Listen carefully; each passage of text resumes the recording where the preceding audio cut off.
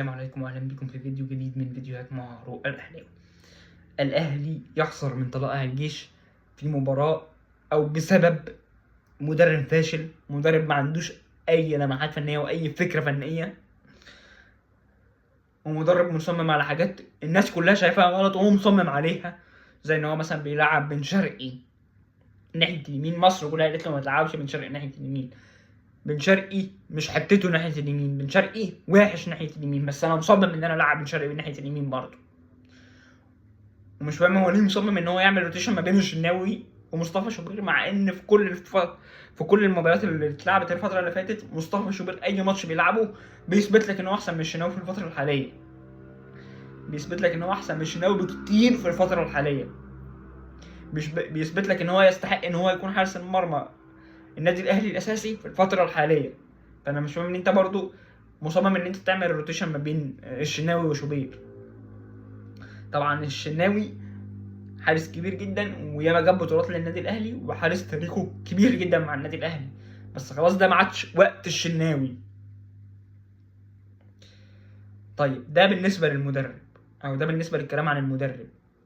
طيب تعالى نتكلم عن اللعيبه اللي ما عندهاش روح، اللعيبه اللي كلها ما تستحقش انها تلبس تيشيرت النادي الاهلي، كلها ما تستحقش انها تلبس تيشيرت النادي الاهلي باستثناء الثلاثه اللي انا هقولهم لك دول. هم الوحيدين اللي يستحقوا يلبسوا تيشيرت النادي الاهلي: تريزيجيه وامام عاشور ومروان عطيه. باقي اللعيبه كلها ما تستحقش تلبس تيشيرت النادي الاهلي.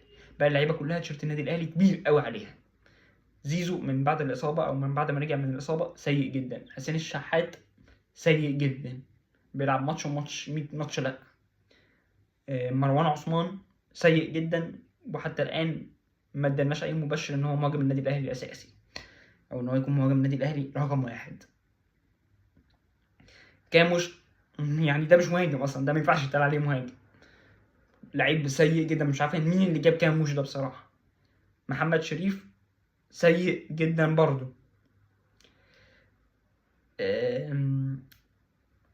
اليو ديانج ماتش حلو و100 ماتش لا، ماتش حلو و100 ماتش لا. بن رمضان ماتش حلو و200 ماتش لا. محمد هاني من احسن اللعيبه. خط دفاع ما عندكش فيه غير ياسر ابراهيم، خط دفاع كله ما عندكش فيه غير ياسر ابراهيم، هو اللي بيحاول يعمل حاجه، وياسر ابراهيم مش هيشيل الدفاع لوحده يعني، فما نقدرش نلوم ياسر ابراهيم. هو ياسر ابراهيم الوحيد اللي في خط الدفاع كويس ويقدر يشيل الدفاع، غير كده انت ما عندكش مدافعين تانيين او ما عندكش حد تاني في خط الدفاع غير طبعا ياسر ابراهيم وبالعمري. فمن النهايه هو مدرب فاشل ولعيبه ما عندهاش روح. ومن النهايه انا بطالب من كابتن محمود الخطيب او بطلب من كابتن محمود الخطيب ان هو رقم واحد يمشي المدرب ده، وهو كابتن سيد عبد الحفيظ يشدوا على اللعيبه دي شده قويه جدا جدا جدا. لان انت لو فضلت بالشكل ده اللعيبه تلعب بالمستوى ده وبالشكل ده، انت كده كده بنسبه كبيره خسرت الدوري، هتخسر افريقيا كمان لو فضلت تلعب بالشكل ده وبالروح ده وبالمدرب ده.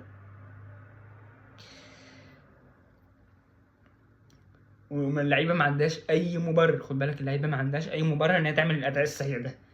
اللعيبه انتوا المفروض اعلى سكواد في مصر كقيمه فنيه وكقيمه ماليه، انتوا المفروض اعلى سكواد في مصر مع نادي بيراميدز كقيمه فنيه وكقيمه ماليه. فانتوا يعني ما فيش اي مبرر ان انتوا يكون ادائكم بالشكل ده لعيبه النادي الاهلي، غير ان انتوا كلكم لعيبه ما تستحقش ان هي تلبس تيشيرت النادي الاهلي، او لعيبه محتاجه يتشد عليها شده تفوقها.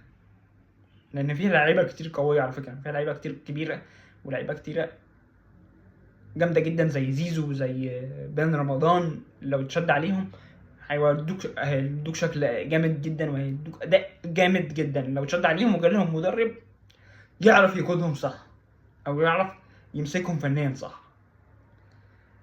بس كده انا اكون خلصت الفيديو بتاعي النهارده. لو عجبك الفيديو متنساش تعمل لايك واشتراك في قناه الفيسبوك وقناه اليوتيوب، وسلام.